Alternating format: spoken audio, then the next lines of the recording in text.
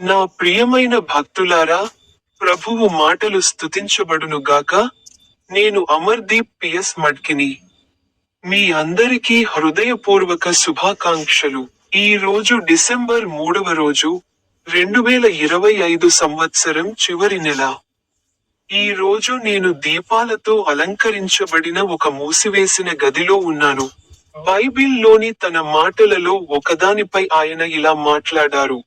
Saint John యొక్క పవిత్ర సువార్త, అధ్యాయం 6, వచనం 35. యేసు వారితో, నేను జీవపు రొట్టెను. నా దగ్గరకు వచ్చువాడు ఎన్నటికీ ఆకలిగొనడు.